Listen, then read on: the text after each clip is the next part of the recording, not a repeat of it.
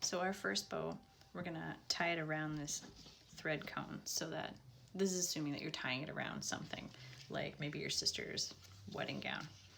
And my first piece of advice is always use a longer ribbon than you think you need, because you'll be surprised how much ribbon is taken up by bows. And my second piece of advice is have this side longer than your other side, because you're going to use more of this in the tying of the bow. So with this side longer than this side, I'm just going to do a loose bow, or a loose knot like this.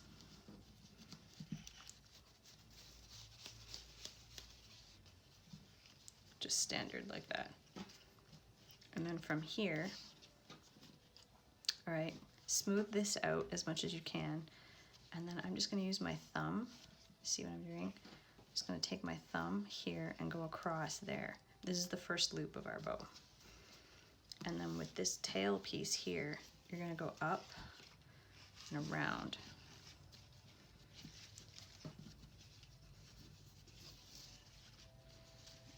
Like that. Okay? And then very carefully, we're going to tuck this part through this loop here and pull both of these. Now at this point, you can see that you have a bow, but it's very loose and very messy. But this is where the patience comes in, because from this loose, messy bow, this is where all our finesse gets developed, because we will use our fingers to shape our bow into our perfect bow. So when you pull the back of your loops here, that's what's going to tighten your middle part.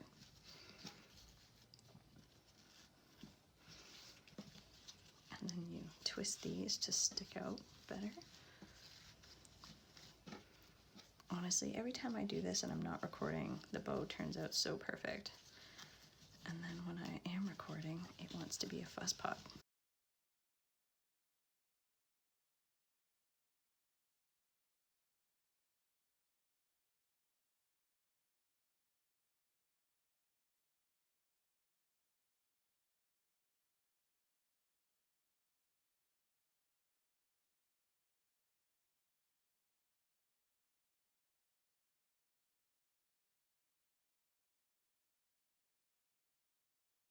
Now, in terms of how to finish the edges of this, I'll show you that as well. We would just take scissors and a lighter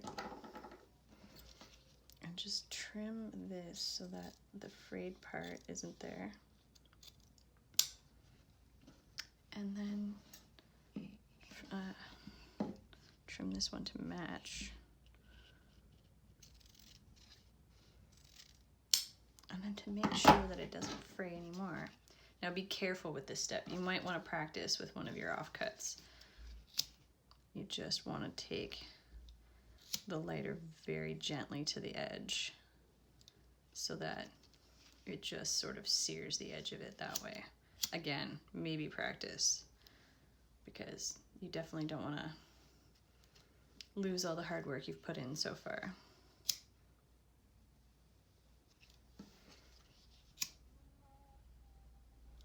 There we go. Boom. Tied bow.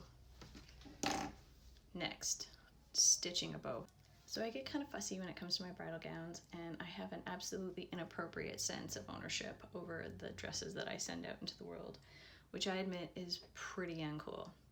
So I will ask my clients often if they know someone who is good at bows, and if they say no, which, you know, half the time they're just like, oh yeah, no, I totally know, like, so-and-so is going to be great at this, she'll do a great job. Then I have no problem letting that dress go with the bride, and then that person can tie the bow behind their back and I'm good. Because remember, everyone's going to be staring at your back, right? You want the bow to look perfect. I want the bow to look perfect. But if the bride says, she seems really unconfident, or she doesn't know anybody who could work that way, then what I will do is I will cheat.